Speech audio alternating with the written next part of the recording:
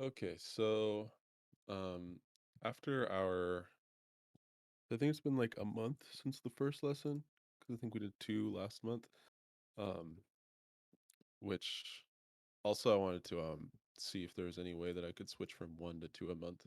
I don't know how to do that. Yeah, you Well, can. It's I think just the Patreon like subscription tier thing. yeah. If you just like buy the next Patreon tier, I'm pretty sure the way it does it is if you've already paid for this month, then it like only covers the difference, and if it doesn't, then I mean, worst case, we could just work it out, and I'll make sure you Okay. get whatever you need. All right, sounds good. Yeah. Well, so yeah, so since the first lesson, I've been playing a lot, more than I have in probably like 3 or 4 years. Oh, that's really cool. Um, and my biggest takeaway was I was actually watching a lesson that you did with Drug Fox, Mm-hmm. and you guys were talking about like degrees of confidence in your ideas, Yeah. um, and like how like when you learn something in Melee, like not only is there like a degree of like to which like how much you know the information that you just learned, Mm-hmm. but also how confident you are in the fact that you know it. Yeah. And I feel like that was my biggest takeaway from the first lesson that we did was that there was so much stuff that like throughout the years I had learned and like thought that I was applying or like applying to some degree, but I was never truly convinced that I actually knew the information Mm-hmm. or that the information that I thought I knew was correct. And so when we went over that kind of stuff, it was very helpful Nice. because I kind of think of it akin to like those like jigsaw puzzles that are like white and the only way that like you can finish the puzzle is to like use your context clues or whatever. Mm-hmm.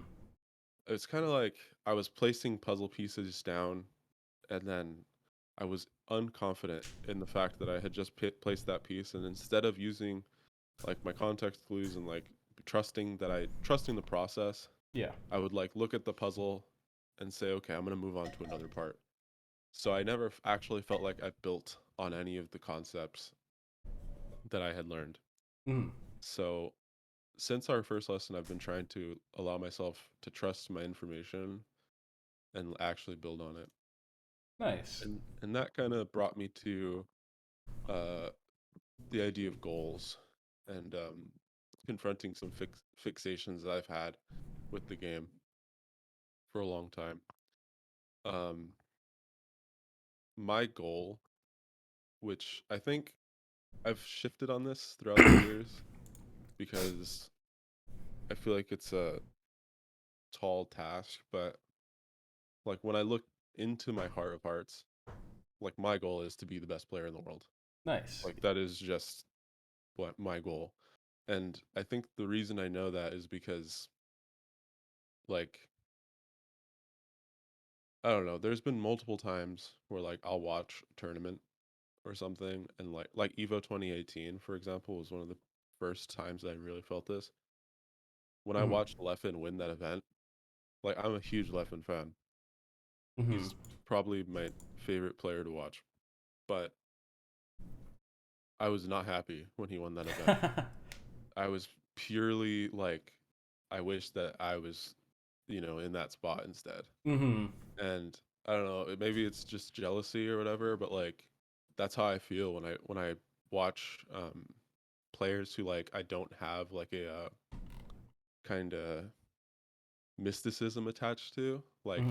like the Mango or Armada mysticism. Like I didn't watch those players come up.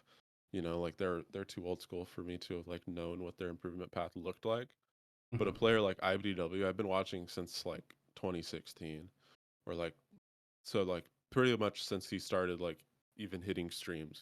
Yeah. Like I remember watching him at Nebulous and stuff like that, and I like he just seemed like an average fox, and then watching him go through the ropes and then becoming uh like one of the best in the world. Yeah. It's easy for me to like I don't look at it because I'm also a fan of him, but like I don't. I don't always feel like a fan. I just feel like I want to beat him, Mm-hmm. you know? Mm-hmm. Like I almost have a hard time being fans of anyone now. Yeah, I get that a Um, lot. so I don't know. There's a lot more to it, I guess, but that's like some of the stuff that I like when I say confronting fixations. I like wanted to like own up to that feeling because I feel like I have not allowed myself to feel that way for a long time Mm-hmm. out of the fear that I was gonna like I don't know go back to wanting to be the best or something. Mm-hmm. But yeah, I do want to completely start over. I want to reshape the way that I approach this game in terms of like my practice methodology, in terms of like how I play. Like I don't want to spend 3 hours playing menial like net play. Mm-hmm. I want to spend time like actually uh doing things that are going to get me better. Yeah.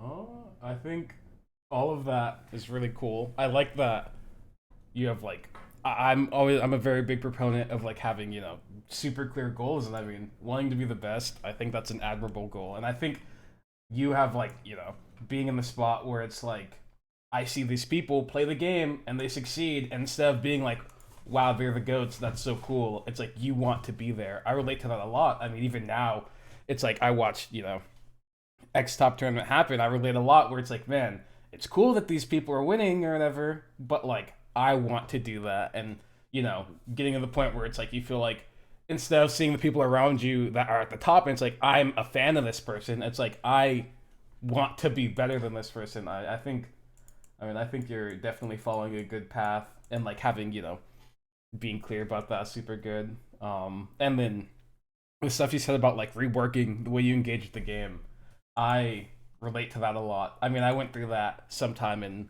what was it, 2018, and since then, I mean, I've been trying to shape the way I engage with the game to like be reflective of my goals. Just like you, where it's like I want to Mhm. do the thing. I want to practice efficiently. I want to spend every moment with the game, critically engaging and trying to both, improve myself and my understanding, etc., etc. So, Mhm. I think you've come to a lot of good conclusions, and I think this is like kind of the path that you should follow, where it's like I want to make sure that the things I do with the game, have meaning, and I want to make sure that I am doing my best to achieve them. Um, and Yeah. given that, I mean, what are your plans for today? Where where are we now that you've come to these conclusions? Well, so for the lesson, I want to analyze Nav versus Daki. Mm-hmm. But the reason why is because so basically my conclusion for like reworking my approach right now is I want to do minimum every day 2 hours of solo practice, and I want to do basically like I want to organize it in three like sections. So I kind of wrote out a schedule for myself Mm-hmm. where I want to do where is it? So yeah, on Monday it's gonna be Spacies specifics plus Peach specifics plus a daily practice routine. Mm-hmm. That should total about 2 hours. And then on Tuesday it'll be Falcon Marth plus daily. Wednesday it'll be Spacies Puff plus daily. Thursday it'll be Chic Falcon plus daily. Mm-hmm. Friday it'll be Spacies plus Peach daily. Marth on Saturday plus Chic plus daily. Sunday is Spacies plus Puff plus daily. So blah blah blah. I have like some things that I want to practice. I don't know. I could probably share it to you and see what you think. Yeah, sure. I don't think it's like we don't have to go over that all right now, so we can actually like analyze a set. Mm-hmm. But I'm just gonna like send it to you. Okay. It's not. Maybe we can talk about it some other time. Yeah, we don't need to like go over it. As long as I think honestly, as long as you have like a plan that you want to follow and that you're willing to be, adaptive when you need to be, that's like Hmm. really all you need to do, Just try and be attentive to your needs and like work into it. Because sometimes I think it's easy to like end up in like a pretty rigid schedule and be like, these are the things I do, and you get, obviously it becomes a habit and you do the thing. But a big part of melee and a lot of competitive endeavors is like, your needs change, right, as you get better, as your skill set Hmm. changes. So I think it's important to just like be adaptive when you need to be. But I mean, as you have it now, I think it's structured well. Make sure that you're hitting all the bases. That's a big thing that I like, is Hmm. having like a holistic view and like making sure that you're doing the things you need to do to hit everything. But yeah. Yeah. Yeah, the way that I've been trying to think of it, because the reason I haven't started it is because I actually moved, so I haven't played in like uh I played yesterday Mhm. and I practiced. I did like a I practiced my wave dashes, I practiced my shield drops, I practiced like my shuffles and my ledge dashes and stuff. So like very like basic movement stuff. Yeah. But I didn't do any character specific things. Like I didn't practice like uh up through up airing on a platform or like tech chasing off of up smash on spacies or like stuff like that or Hmm. tech chasing off a shine. But I Hmm. want to start incorporating that into like a 2 hour like minimum because I feel like I've literally never done anything like that. So I want to see how it is and then like change it as it needs. Yeah. But yeah, I also want to start doing tournaments. So I moved to Seattle, and so one realization I had is that I've never like really done tournaments like Hmm. legitimately. So like I've been playing since 2016, but I did the math the other day, and in tournaments, I have only ever played about 15 individual games of friendlies at tournaments. Hmm. And I've only ever gotten to like 6 in-person tournaments. Hmm. Um, Online tournaments or whatever. I've done a couple of those, like not very many, but I do want to start doing like TMTs. But then I also want to start going to like the locals in Seattle. Yeah. And my short-term goal, or a shorter term goal, I guess, is I want to become the best player in Washington, uh, Hmm. within like a year. I don't think that it's gonna be that hard. I mean, honestly, it'll be hard, but like I honestly don't think that the players here are very skilled. So I think that like there's only a certain amount of players that I have to beat, and if I can just learn how to beat them, then I'll be the best in Washington. Hmm. So that's why I want to analyze Daki versus Nav. Nav is like like college PR level Fox from UW, and Daki. I'm sure you know who Daki is. Yeah. Know who Decky is. So yeah, Oh. I can send you a set Sure. of theirs. Oh, it's the wrong link. Mhm. And so with this, you just kind of want to, watch and see maybe what Daki does to win, or like what makes him, I guess, better than Nav, and then kind of go through it, through like that framework, right? Yeah, yeah. I watched it kind of in passing. Oh yeah, that's another thing I want to do is every day I want to like deep dive a set and do a written analysis. Hmm. I think that's a Um, good idea. because I definitely like watch a lot and I try to internalize a lot, but I Yeah. don't I think writing it out is better for me than like Hmm. just Than just watching it. thinking, yeah, Hmm.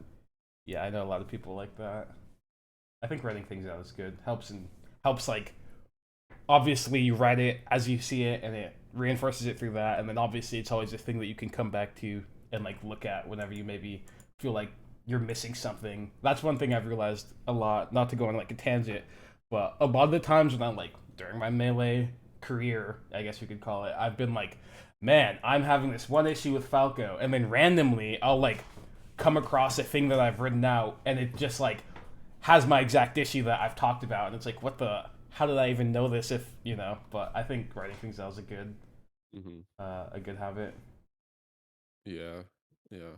Also, before we get into the set real quick, I wanted to ask you, how valuable do you think like playing unranked is? Do you think it's something that I should ever be doing, or because I've kind of gone back and forth on it? It's just so easy. Mm-hmm. But I feel like there's almost zero value from my Um, experience. I think that theoretically, um, unranked could be pretty efficient, given that you can just kind of go on it and then find the character you want and then work through the things that that maybe you have thought up. But I think that it definitely is a less efficient experience than like specifically trying to seek out people. Because what happens when you try and seek out people is their skill level a lot of the time, and then like it gives you a better baseline to work with. Because a lot of the time, what happens when you go on unranked is you queue into a person and don't really know how good they are, and then they like end up being maybe worse than you imagine, and it's like, okay, well, the way that I have to shape my practice is now slightly different because I have to like work around like what this person can and can't do. So that makes it kind of awkward. But I think that like regardless, as long as you're kind of working on something and you're like actively applying it and being attentive, then it kind of doesn't matter. But I think that it all kind of depends on like your specific goals for like what you want out of practicing in that moment. Because there's a lot of times for me where it's like, man, I just need to play against a breathing human being so that I can like apply this more general concept against the character. Because it's like sometimes it's like, man, I see Peach jump, and I want to make sure that I am like paying attention every single time she jumps. And it's like I don't really need a specific skill level for that, right? Because all Peaches are gonna jump. Yeah. Um, so I think it all just kind of depends on your specific goals. Or it's like maybe if you want to read like I want to read a Sheik doing this specific type of jump or playing this mix up out in a specific type of way. Maybe it's better to have like a certain skill level that you're looking for. So in ranked would end up being less efficient. Yeah. I also think unranked can just be like sometimes you run into people where you get the net play con- the net play experience where it seems like it's okay, but it's like You're getting actually not. gaslit the entire time. Yeah, I Yeah, like the little minute teleports that like I know this fox is teleporting, but it's weird. I yeah, don't no, know. I that's also a big part of unranked. Where one thing that Sammy told me that I found really interesting that I didn't think about, but it's like a big part of what makes unranked kind of what it is that like when we have played melee, before with like LAN or like unranked not existing, having a massive queue thing, is like we always got to pick the people that we played with, right? So we never had to like play against someone that we didn't like playing against, and I think that is like pretty important. It seems like it's like, oh well, if I want to practice, I'll play against anyone. But I think like for like being efficient with practicing, it's actually pretty important to like not play against people that you'd have a like really really bad time against Mm. just for the sake of practicing. Because I think it's really hard to like play melee, have a horrible time, and then also still be really good at like trying to improve during all of that, right? Yeah, that makes sense. And I think with net play, whether people are playing whatever way they're playing or they're laggy or something like that, something about the experience that makes it worse, it's like very difficult to like separate that from just, doing the thing to get better. That's Hmm. also a big thing about unranked that I think is like actually pretty important. And I've in my experience during like the last like 2 or 3 years, where however long quarantine's been, I've spent most of my time playing against people on unranked to improve, right? And it's like that is a struggle that I've had where it's like the people just I'm not having a great experience playing against these people, and it's taking away from like whatever learning that I could have. Yeah. Also, Um, I feel like it also just makes it seems like you enjoy the game less than you actually do when you do it. yeah, yeah, yeah. I went through a phase where I like played unranked for like 2 months, and yeah, sure, I improved. And I was like, I fucking despise melee.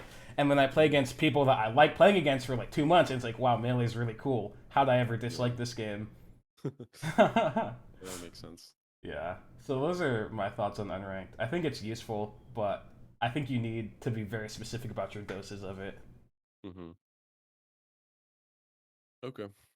Well, I'm ready to look at the set if you are. Yeah. Let's do it. I think I have it open. Where the heck did I put it? I feel like every time I've done one of these lessons, I've scheduled it over like a major tournament. Yeah, wasn't the last one was Gobble, I think? I think so. I Yeah. I didn't realize like doing it that I don't know. I scheduled it like 2 weeks ago or something. So like I didn't think Yeah. about I didn't think about like expansion or anything right now. But yeah, yeah, no, it's fine. We have our second monitors with the with the tournament on it. We'll make it work. Okay, let me know when you're in. Oh yeah, I actually had one thing I wanted to say about goals too. I think the goal to become the best in your region is a good goal, but the way that I like approaching goals is that the way that I see things like that are generally longer term. Like you said like over the course of a year, right? Hmm. I like to have those goals as like I kind of say that they're major goals, and then I try and just like sprinkle smaller things along the way, and then I kind of like one thing that I do, and I'm not sure how great of a practice this is, but I like to I have the big goal, but I kind of like forget about the big goal as I do the small goals because I feel like when you have like the thing where it's like I want to be the best in the world, it is easy to kind of and you keep focus of it the entire time. It's very easy to be like, wow, I've put in so much effort and gotten so much better, and I'm still not hitting this goal, and it feels Hmm. bad, right? And I think Yeah. obviously you could manage that healthily so you can, have that experience and not feel that way. But I also think that it is not good to like put yourself immediately in harm's way. So like you don't want to put yourself in a position to where you need to be, you know, you need to already have this thing established for you to like not end up, maybe struggling with it. Yeah. Um, The way that I've been kind of conceptualizing it is that every goal is going to be like preceded by a more intermittent goal. yeah. So like right now my most immediate goal is to like do my practice routine and Hmm. then like get something out of it, I guess. Yeah. Like something very specific. Like maybe today I want to come out better at tech chasing off of Shine. Hmm. Like things like that I think are a process, and then if I trust the process, I think that I will just end up You'll hitting end it. up, yeah, yeah. Yeah. I totally agree. I wholeheartedly agree. I very much like that. Hmm. Yeah. Oh, okay. Well, we could get into it then. Can you see? Yeah, I can see it. Yeah, nice. Um, just going into this, I think the way that I'm going to end up talking about the Ditto is, uh, I'm going to be as like general as possible with like how I assess like the quality of decisions and things that happen. Because I don't. One thing that I don't like is that I think in a competitive thing like melee, it's really easy to be like, I need to beat the guy, that's right in front of me. So I will do the things that will beat him up. But I think Hmm.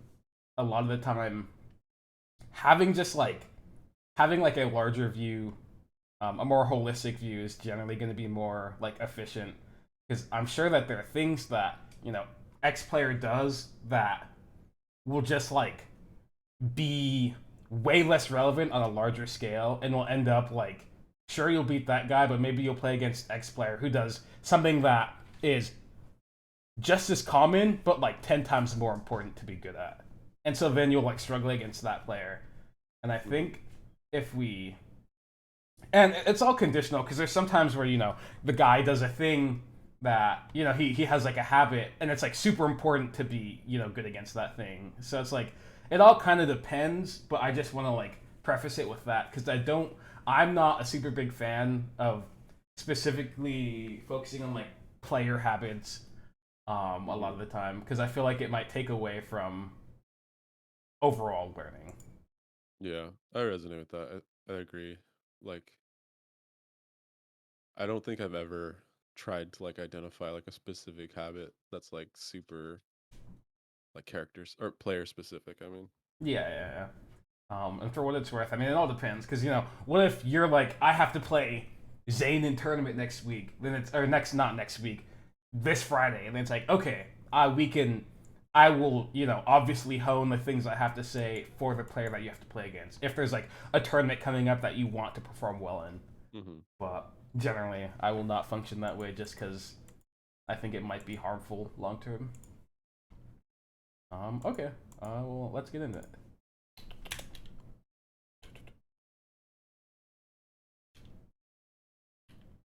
bet these are hand warmers. Yeah, absolutely.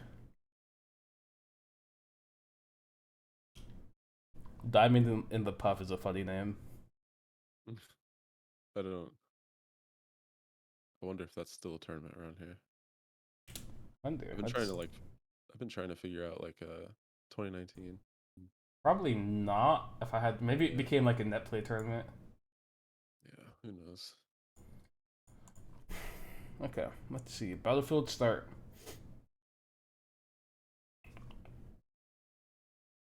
Hmm.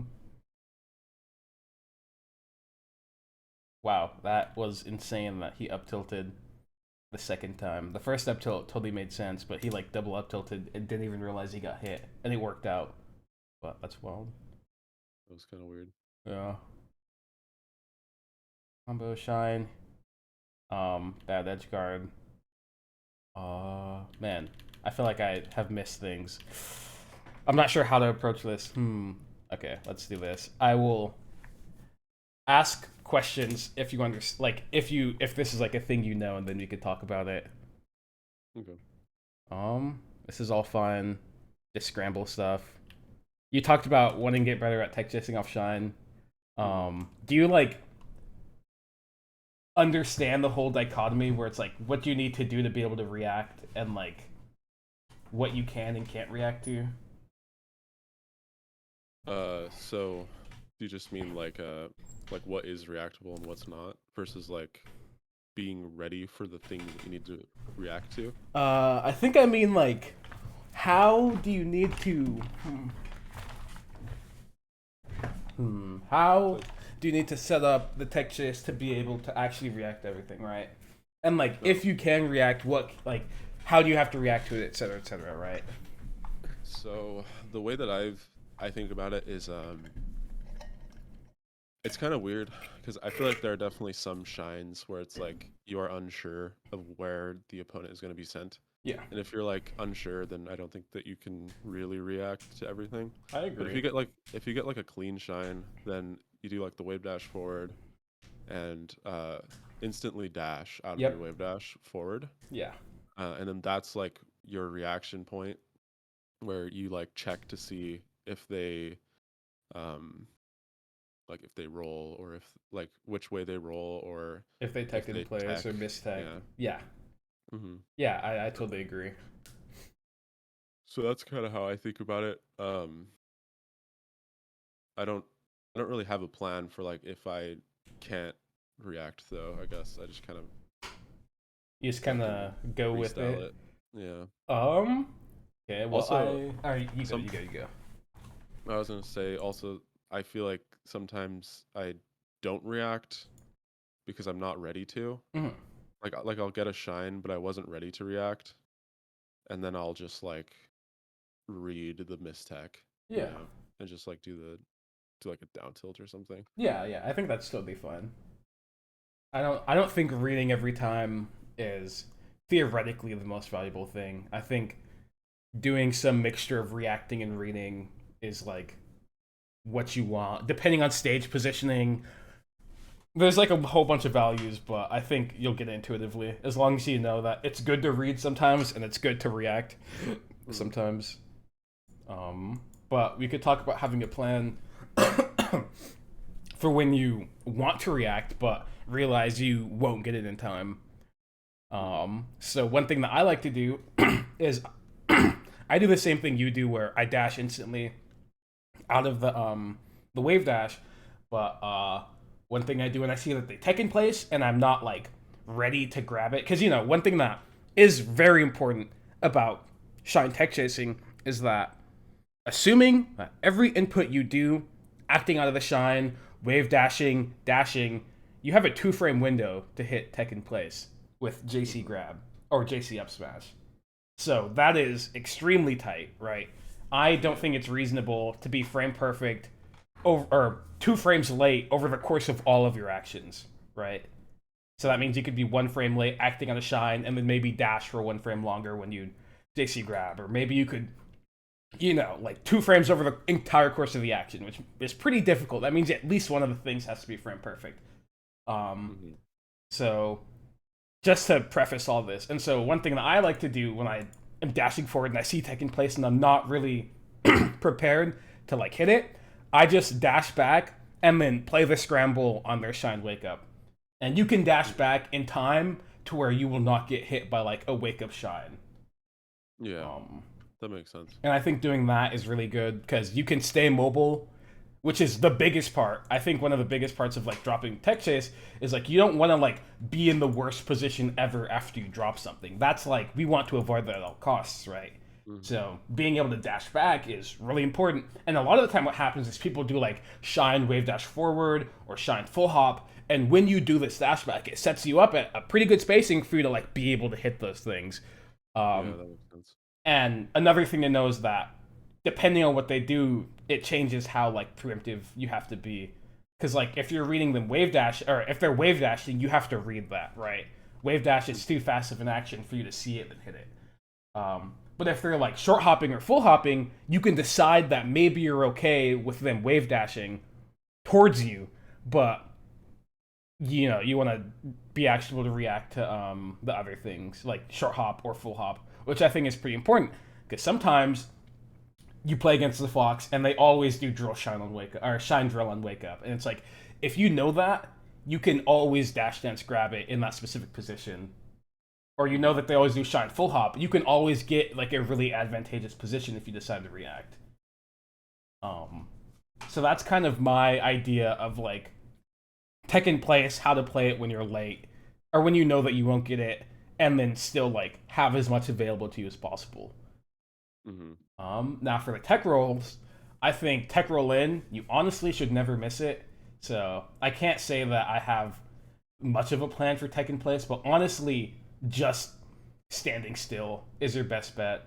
Like just stopping the fox or your dash forward and foxtrotting and just letting it like end and being actionable is the best thing you could do against tech in when you're late or feel like you're not ready to tech chase.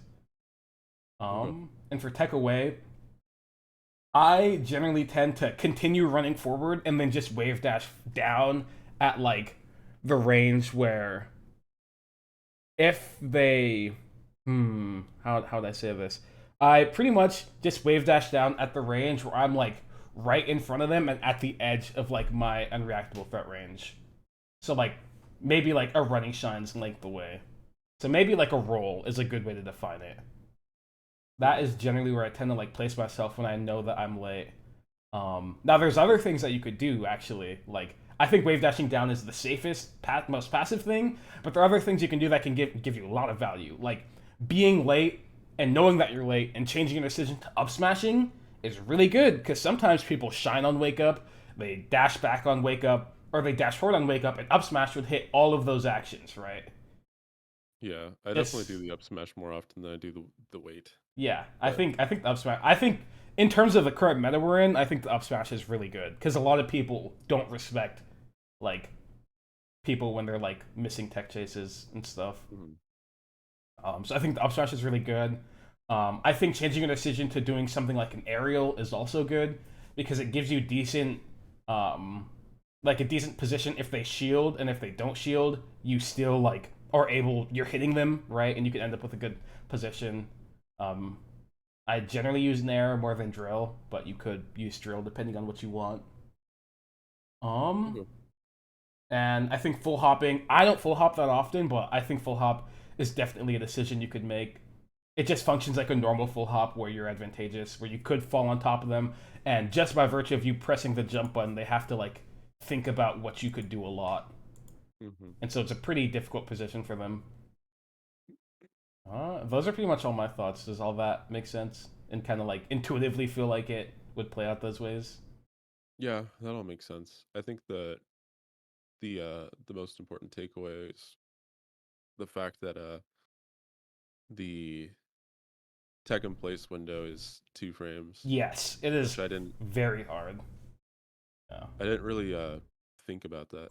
Yeah. So It's also assuming you have a 15 frame reaction time. That is also so. If you have a 14 or yeah, maybe a 13, you could get a few extra frames just by I think genetic I scav. think I think mine is 14, but uh Yeah, I'd Yeah. play it safe as if I have a 15. Yeah, I think assuming 15 is definitely the safest because sometimes you might, randomly go down one frame, maybe Yeah, focus gap, maybe RNG. Yeah, yeah. I definitely was not one of the people born with a 13 reaction time. man, I wish I was a 13er. 13's so sick.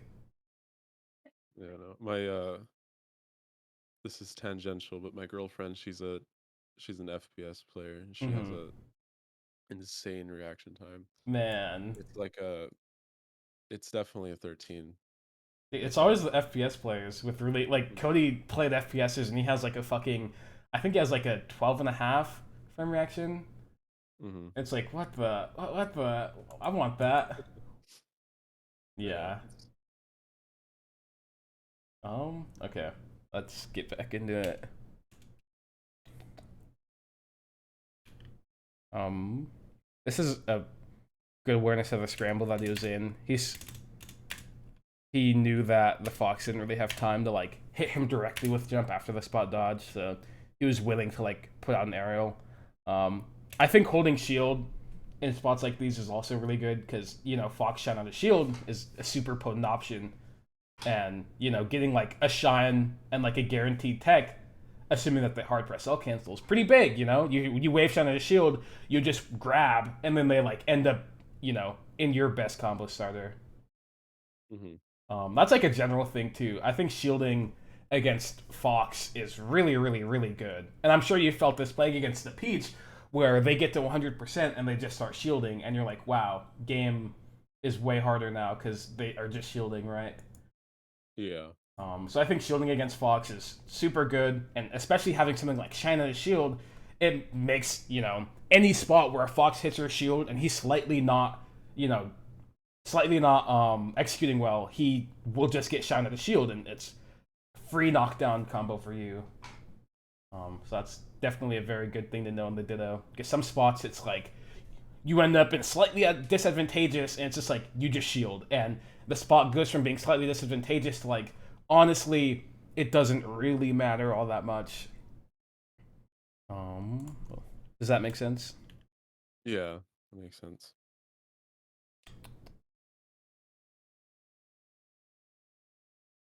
Good tech chase. Uh, for read. Jump shine. This is a bad edge guard. Um, what you should do is just like a big part of edge guarding Fox is grabbing ledge as late as possible. The time that I generally try and like the way that I generally try and time it is I want to grab ledge about right when their up B starts moving, so I have the most invincibility to do like a back air. Mhm. I think that's a good like way to frame it. Uh, in this You think in position, he that spot he just specifically. Oh, what's up? or I was gonna say in that spot you think he just grabbed too early and had to like come back to the stage out of fear of being hit? Yeah, because his invincibility would have been out by the time he would have been back going from ledge. So it's like Yeah. he had to, what's it called? He had to get off ledge Mhm. to do it like more safely. I do think though that he did grab ledge because the like potential of side B, but a big thing is that I feel like you can in spots where Fox can double jump and like land on stage or not land on stage, hit edge with side B. I think you should generally tend to put more focus into covering that because since side or up B is so slow, you could always see that they up B and end up like change the way that you're playing to cover it. Mhm. So in this spot specifically, what I feel like um, Decky should have done is if I were him, I probably would have just stood there, or I guess probably turned around and then forward tilted if they side bead. I feel like that is like the easiest way to play out that position, or down smashing it. You could also do that, but I feel like doing one of those things where either you down smash if they side B or like forward tilt in this spot, I think is the best thing to do because it leaves you on stage, so you're as actionable as possible if they up B because you could wave dash back to ledge or whatever, Mhm. Yeah. and yeah, it also you can grab ledge later for whatever timing thing you need. So you think Um, he in that spot he basically like covered the side B too hard, and it made it so that he couldn't cover the up B Yeah, almost at he all. yeah. He covered the side B in a way where it didn't leave him available to cover the up B effectively. And that's also a big thing to pay to like think about with like your edge guarding flow chart on the Dittos. It's like you want to cover side B. Side B is important, so you want to leave yourself available to do that, but you want to know how that impacts like up B. And so one thing that I think Leffen probably has the best flow chart for edge guarding Fox in the Ditto. And a big thing that he does is he grabs the ledge so early to where if you do side B, he could. I don't know if you know this, but when you're on ledge and Fox side B's, on reaction to him side B, you could drop from ledge, double jump back air, and hit the side B. Hmm. So that's a big thing that Leffen like frames his edge guarding around is that since he can do that, he grabs ledge really early so that he's available to cover side B, and then when he sees that they didn't side B, he can refresh with like maybe a double jump and then have the invincibility to hit the moving up B. Hmm. So that's like, you know, a good example of someone being like framing their edge guarding flowchart around being available to hit side B, but also being able to grab ledge at a good timing for up B. Hmm. Um, and you know, there's countless examples of that, but it's good to be aware of that. That's like a thing that you want to achieve when edge guarding Fox. That makes sense. Cool. Um, okay. Kind of messed up, but this was good to do afterwards. And then he red ledge. It's lit.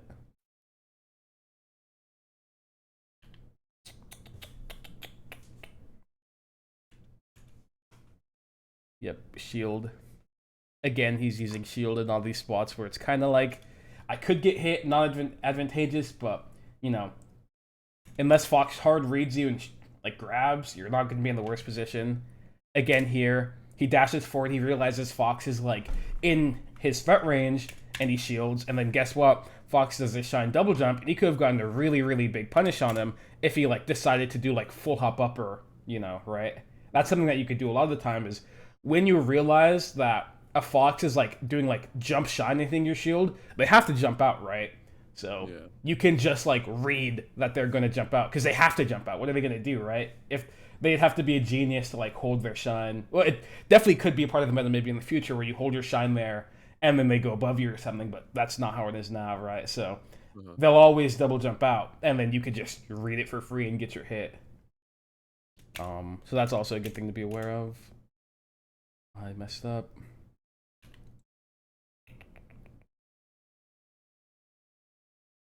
Yeah. This was good from Daki to not like bite on the dash forward, just to end up trying to play defensive and hold his space.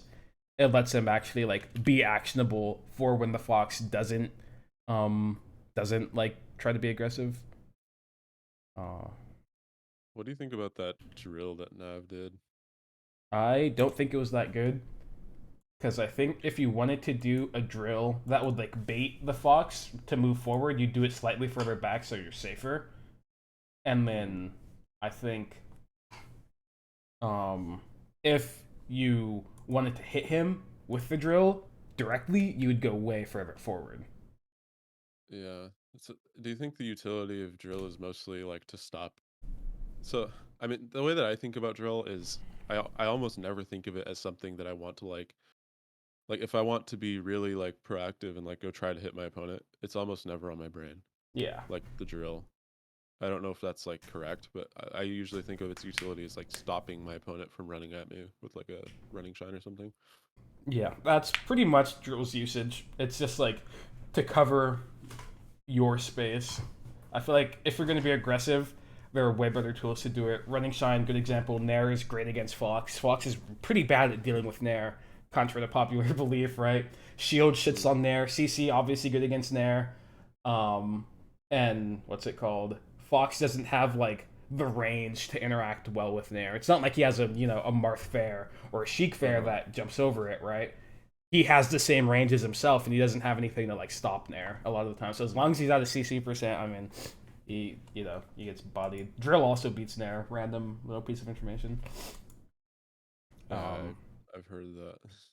yeah. So I mean, I think that's kind of a tangent, but regardless, I think you have way better tools to be aggressive, like running shine in there. Full hop also actually really good to be aggressive with. Mm-hmm. Um, it's full hop is just another thing about Fox. Keep going on random tangents, but it's like another thing about Fox is since he doesn't have the best range, full hop is way harder for him to deal with than most characters. It's like Mm-hmm. almost every time. The biggest thing about full hop is that you get to do the full hop and then force your opponent into an RPS that is not in your favor if they decide to like engage with it. Um, and so it's like it is so powerful in the Ditto. I'm sure you've probably heard Fiction talk about full hop. He's like full hop in the Ditto. That's the core of the Ditto, and it's like Yeah. it's very important, very good. So that's also a thing that you could do to be aggressive. Uh, that's those are all my thoughts for, I guess that position specifically, or if you wanted to hit your opponent. Especially here, man. He running shine is like this is like the running shine threat range. So I feel like if he also decided, he would have simply just hit Daki with running shine. Mm-hmm. Oh.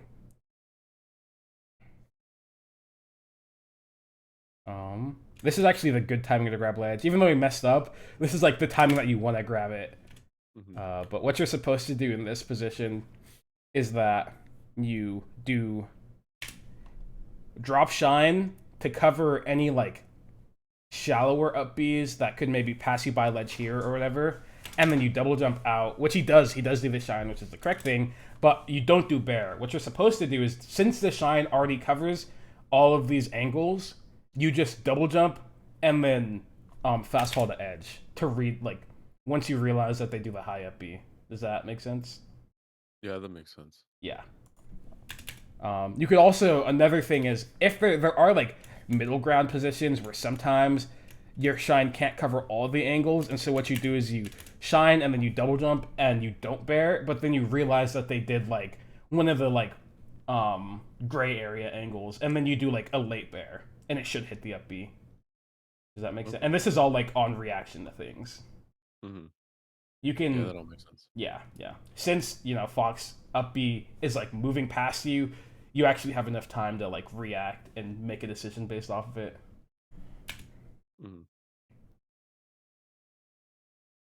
Mm-hmm. Oh, he misses jump off the platform, but this position is just a short hop shine, dash back short hop shine. Mm-hmm.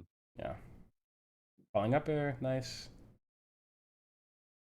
A run a shine, cool. Nice, this is really cool. Ledge dash, run pass, he's reacting, he realizes it puts himself on the platform, and he kind of reads, what's it called? Reads shield drop with wave dash back, and then, he gets to shine it for free. And a big part that makes this also pretty good is that you can do wave dash back, and like, you could do wave dash back shine, and then also still be holding down for crouch. And so if the bear did hit, he's back airing you, and you just get to CC shine him right, and the position ends up not being bad. Mm-hmm. So that's why I think that's pretty good, especially with how he spaced himself horizontally. Because a big thing in this position is it'd be pretty awkward for him to hit a drill, right? He'd have to like do run off the platform drill, which is pretty bad if Daki just starts dash dancing, right, instead of wave dash back shining. So in terms of like risk reward, I think it's pretty good.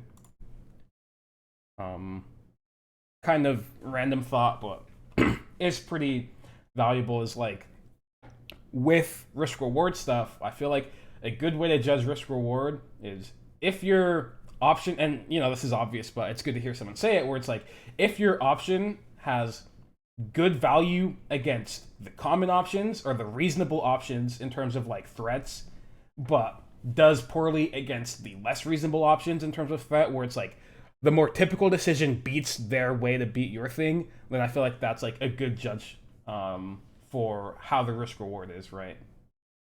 Okay. Yeah, so it's like if your thing loses to the things that are worse against the more common types of decisions, then I feel like that's a good way to be like, okay, this thing could be good for risk reward. And then you look at how it does against like the more common options and it does well, then it's like, okay, this is just like, good risk reward. Hmm. And that's super important in melee in general, is just being able to judge risk reward effectively, because if you can judge risk reward well, you will be better than most of the melee players to ever exist. Hmm. That's just how it Yeah. goes.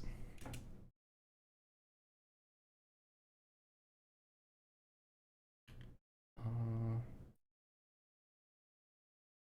yeah, that's the second time Nav has done like just like this kind of drill into the middle and then immediate up tilt, and Daki actually hit it the second time, so that's really good. I think he's just hoping that Daki just runs at him, Yeah, basically. but I feel like there's nothing about the situation that would like make Daki want to run in, just because he has center stage against the Fox in the corner, right? It's like what value do I get from putting myself into the corner and taking a big risk, right? Yeah. I already have advantage, Hmm. and he plays it like he has advantage, and You just Nav is like, you're gonna play it like it's neutral, but it's not. hmm. Man, yeah, you cannot wave dash shine up tilt unless it hits your shield.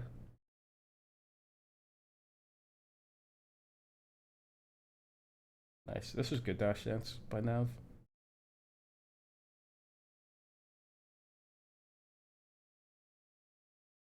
No, that is not how you do that edge guard. I feel like going to the platform there is pretty bad. One thing that I do every single time when I edge guard ever is whenever I hit my opponent off stage, I immediately run up to edge and then roll to it. And I think that is like easy, but a big part of what makes it good, I think, is having a consistent way to put yourself in a certain position that's easy and simple is a good way to like remove mental stack. Because I Hmm. feel like when you do like a different thing or maybe a random thing to like end up in the spot you want to be in every single time, it makes it really hard to always respond well, right? Because you have to adapt to something slightly different from how it normally is, right? Yeah. And that's something I really like about doing just run up to here and roll the ledge is that it puts me in the same spot every time. It's a simple set of buttons, and I'm just as available as I am anywhere else on the stage, right? If not better because I'm closer to the edge. Yeah, that makes a lot of sense. And yeah, yeah, this is something you get to do when they whiff next to the edge. Just get to hit them. Cool CC.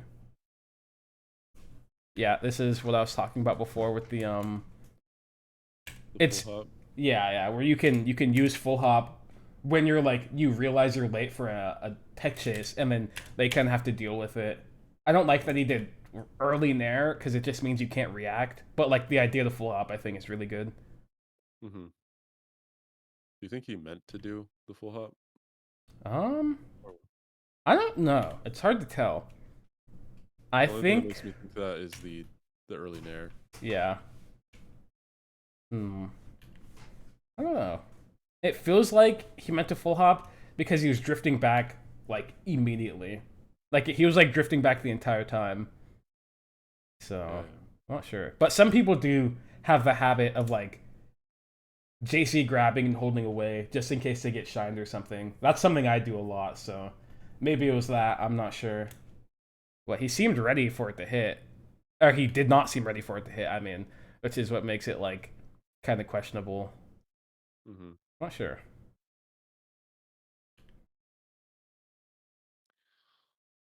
Um Now that the nairs are starting to come out, do you want to talk about the utility of nair in this matchup? yeah. Um how do you feel about Nair? Why do you think Nair is good? Or do you think Nair is good, etc., etc.? I think nair is good when it can't be CC'd, and I also think it's like I think it would be okay if it at like certain situations where you don't expect your opponent to be CCing, Mm-hmm. but I'm not sure. Like it doesn't really set up as well as drill in those kinds of spots in my mind. Mm-hmm. But like once it starts knocking down, I think it's pretty decent. But I almost never go for it because I feel like I don't understand how to like hit it Mm-hmm. basically. That makes sense. Like the way that I think about hitting Fox proactively, it almost never involves like running up and airing. It's like almost every time I try to like conceptualize, okay, I'm gonna run at a fox and hit him, it's a running shine. Yeah. Or like trying to like full hop aggressively or something. Hmm. Um.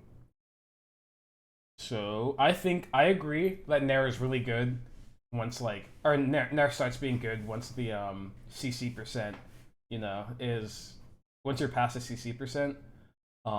But the ways that you use it is, I think, honestly, once they hit the 50s or the 60s, you can just like kind of start using it to in all the spots that you'd use drill and whenever you feel like you want to be aggressive, and they have like their options are cut off in some way, so they're like closer to the corner.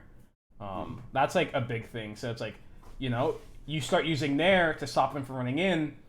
They get hit by the Nair, and then you just get a free tech chase, and then maybe it leads to them dying, right? And I think tech chasing off Nair is a lot more desirable than tech chasing off Shine, just by virtue of tech in place being something that you can reasonably hit consistently, Yeah. right?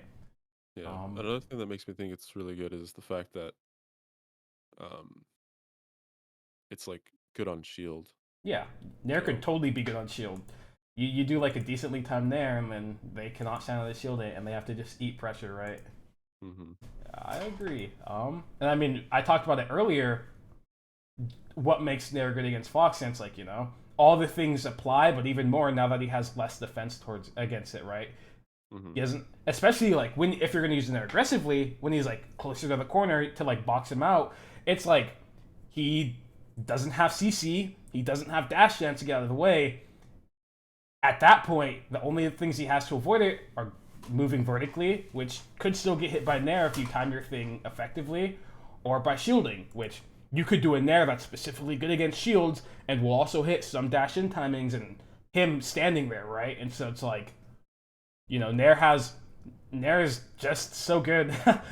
Nair is really hard for Fox to deal with, and I think that if you pay attention to the present and the spacing, or the positioning, not spacing, then you could like just start spamming Nair once Fox gets to like the 60s, the 70s. It's like, what is he gonna do about you nairing in place, but sometimes nairing forwards at him, but then also like Hmm. being willing to dash back, give up stage, full hop, right? Like all that stuff together seems really hard for Fox to deal with. Hmm. Um, And at those percents, do you think that the like value of drill starts to disappear because of the important or because of the Nair becoming like better? yeah, I think since Nair can fulfill the same purpose as drill, if you can like what's it called, if it does the same or fulfills the same purpose and it gives you like similar value but in the same like positions, then it's like you should probably just use Nair instead, because the counterplay to Nair and drill are both the exact same, right? Hmm. Because Fox's short hop is essentially unreactable, and so it's like if you're doing counterplay to read Fox short hop and it beats both Nair and drill in the same exact way, then it's like you should just Nair. I feel like the higher Okay. the percent, the less reason there is to drill. Yeah. And Um, that's like partly because of the like Nair tech chase being more valuable than the Shine tech yeah, chase and stuff, right? yeah. Nair Okay. tech chase. There is the one thing though where it's like if you Nair them and they DI away, then they just get to tech. They do DI away, tech away, and then they're like too far to tech chase, but they're in the corner, so you get good position. Or it's like they do like Nair, they DI the Nair down and away, and then just like slide off the stage. So spots like those, drill could be better for sure. Hmm. Um, but that's like honestly it. I think Nair is better in most of the spots. Also, full hop drill. I guess I think doing full hop Nair is like definitely worse than doing full hop drill, just because the way Nair hits is like, since Nair doesn't have a hitbox under it, full hop is the one spot where full hop drill actually ends up being better than Nair, right? Just because when you're full hopping, you're so high up that people have like enough time to actually get under you and do a thing or like try and threaten you, right? And so Hmm. then if, you want to deal with them being under you, drill is way better for that because it actually hits downward compared to Nair hitting mostly horizontally. Okay, that makes sense. Yeah. Um We're about coming up on time, so I guess we could finish this and then wrap up. We'll speed run the end of this game. Okay. Yeah, this is pretty bad because after you hit this nair, you should be ready to tech chase. Doing nair crouch, like there's no reason to like be crouching after this, right? Mm-hmm. It just he's at 125, right? It doesn't make sense. Mm-hmm. Armana Shine, nice. He's force stalking him. Sheesh. This is bad invincibility play. I feel like he's played invincibility pretty reasonably the entire time, but for some reason, oh, he like missed it something, so he rolled. So I guess yeah, that sucks. Nice. He shielded or he grabbed. He beat shield. He did the secret technique, which is grabbing shield to beat it. Yeah. It's actually like a lot of people don't grab to beat shield because it's scary, right? What if they spot dodge? What if they do an attack, right? It's not like an easy thing to do. It's definitely scary, but it is the secret technique where if you grab, you beat shield. You beat the broken option. Mm-hmm. Nice. Again, Fox shield being really broken. You know, he tries to you know he's like, oh man, I'm gonna be aggressive, but Fox could totally try and hit me here, so he shields, and then guess what? Fox tries and hits him, and he just gets a shot on his shield. And now he gets to like read an option, and he got a tech chase, so it's like great. I think this was pretty bad from Daki. Being aggressive, wave like once you wave dash back and you see that he grabs, you're not gonna hit it. It does not make sense, right? You just don't have enough time. And I think being aggressive with Shine here is also pretty bad, just because if, you know, the Fox, you know, didn't mess up, and he still didn't mess up, and it's like you hit his shield like this, he gets the shield drop bear you for free, and then you're in a really bad position, right? Or he gets the shield drop fast fall to the ground and played a mix up on your landing, which is really bad for you too. So I think being aggressive there is pretty bad. And again, he kind of like assumes his like advantage once he hits a spiker. He's like, oh, I'm in a ton of advantage, so I'm just gonna up air. But it's like, no, you don't have enough advantage to like set up a position like that, right? If you want to be aggressive, you have to more play around the fact that you just are in a better position than him and cover like the bad things he could do, like doing run off bear, you know, or you know, doing like run off double jump, all these things that he could do that aren't that great. You just need to sit there and kind of let him do them. You don't get to like attack first. Does that make sense? Yeah, that makes sense. Yeah. But good awareness after the upper to see that the Fox double jumped and be ready to like play the situation, right? Mm-hmm. Fourth throw. Oh. You should hit this tech chase for sure. If you have to start your grab, like, okay, frame by frame is just truly not going frame by frame. But you have to start your grab like back here. Because you know how when Fox like JC grabs, he like moves forward a bunch. He still keeps his forward momentum. Mm-hmm. So a thing that you can do a lot of the time is you could take advantage of that momentum and start your grab earlier, but still hit the same place that you're planning on hitting, because you slide into it, right? Uh-huh. So can you kind of imagine how if maybe he started his grab like right now, he'd jump now, and then his grab would, you know, start coming out. He'd like slide to like around right here, right in front of Fox, and still get the grab instead of like grabbing right here and being like, you know, maybe 3, 4, 5 frames later. Yeah, that makes sense. Yeah, that's also a big thing with platform tech chasing is you want to like do your grab as far back as you can, so you have enough space to like dash if you need to. Okay. Yeah, you can space your grabs. That's a big secret technique. Oh, man, he read him too. He like had it, but he like played the position after poorly because he didn't realize he teched. Do you have any explanation for why Nav was shine grabbing there?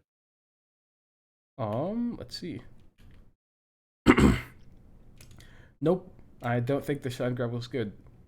Just because it's like a big thing is like he thought he would be shielding, right? Because it's like, you know, shield's a reasonable option, but it's like since you're doing a drill before you shine and then grab, during all that time before you like input your option after the shine, you have enough time to see how your drill hits, right? Mm-hmm.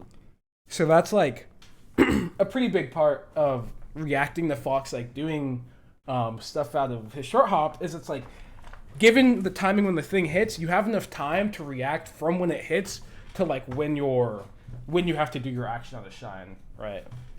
Yeah. If this wasn't in, all right, I feel like it is not in 60 FPS.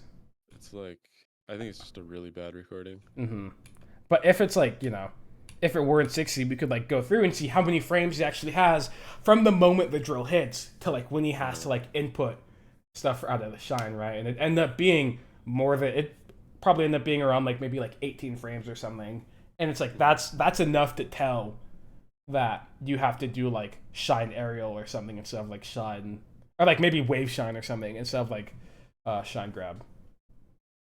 Yeah. Yeah. I just don't think he was reacting well. And then that shine grab too was also like not really that good. I think he's just like autopiloting. There, he definitely saw the shield, but he did not do anything. Like he didn't realize that his down tilt hit, which I think is kind of unreasonable. I feel like you should have like he could have seen that his down tilt hit. Hmm. Like probably around now is when you could have seen that it actually hit, and you see how he's in like lag during the shine. He's not even like actionable yet. So if he reacts when he's not actionable, then it's like you totally like can decide to not shine grab. Yeah, I think he just really wants to hit him with a shine grab. Good dash attack. Well, bad dash attack because this should get tagged because it's on a what's it called on a, like an aerial like just getting L canceled. So he's probably fast falling, L canceling, and a lot of the time when you like dash attack like aerials, what happens is they just hold down in tech accidentally, and then you get reversaled, right? Have you ever had that happen Yeah. to you where you like dash attack and they tech it and just wake up shine you? It's like the option select thing, huh? Yeah. Mhm. So that's actually a bad dash attack. Um, It's the hacks money versus left fin option select. yeah, that was a pretty bad bear. I feel like he just kind of like autopilot bared because I think you saw the fox up tilting under him, but you can't really like. You have to, we've talked about this before, I think, but you have to, judge the amount. You have to judge the frame advantage, right? You have to Yeah. see how much time you actually have to do the thing you want to do. Nice, that was really good. That was less good. Oh, he did the left. He did the thing I was talking about, where you could be holding ledge, and then see side B, and then just backer from ledge and still hit the side B. Nice. That's really cool. Yeah, it's super good. I definitely recommend doing it. Is Um, that is that a audio no, reaction? you could do it on visual too. Fox side B is visual. Fox side B, you could hit it visual every single time, every single spacing. Falco side B is audio. I thought so. I just wanted to Make make sure. sure. Yeah, yeah. Um, so I guess we talked about a decent amount of things. Um, so we went over goal stuff, and you talked about structuring your practice and stuff like that. Mhm. Um, and then I mean, there's just a few Foxy little things we covered. Uh, I don't think any of it was. I think we covered most of it, and it seemed like you understood. So I don't really have any more thoughts. But do you have any? Um, I think that maybe next time I'll probably have some more questions about like I want to clarify like move utility, like when I should be doing things like for instance, like should I ever be raw grabbing a neutral or like should I ever be um like what's the utility of like a run up shield and stuff like that. Like little Mm-hmm. things like that, I guess. Hmm. Um but for now I think that like I'm gonna rewatch this lesson and probably just like further internalize everything. Everything kind of like intuitively makes sense when you uh like said it. Yeah. So I just want to make sure that I actually understood it like well, because I think I did, but Maybe you maybe missed something or yeah, yeah. And I mean, if maybe you I just had don't, a misconception. yeah, maybe if you feel like you don't understand something when you rewatch it, you could always, ask me, right? Hmm. And I could always Yeah, explain it. Or if you feel like you see a thing that is important that maybe you don't understand or you feel like it would take you a while to come to an answer on, you could always message me because I'm sure that, you know, it'll probably be faster for me to answer you than for you to figure it out yourself a lot of the time, right? Since I already have the knowledge. So, I mean, yeah, if you ever have any questions, you could always send me a clip and be like, hey, I feel this way about this thing. How do you feel? Or I don't know how to do what to do in this spot, or why is this spot good or bad, or etc. etc. You could always ask me, and I'll always Okay, be able to answer you. sounds good. Yeah. Oh, that's all I got. All right, and I will try to upgrade the tier thing. See how Mhm. that goes. Yeah, let me know, and then if anything goes wrong, we could always work it out. Okay, sounds good. Okay, cool. Have a good rest of your weekend. Yeah, you too. Yeah, talk to you later. Bye.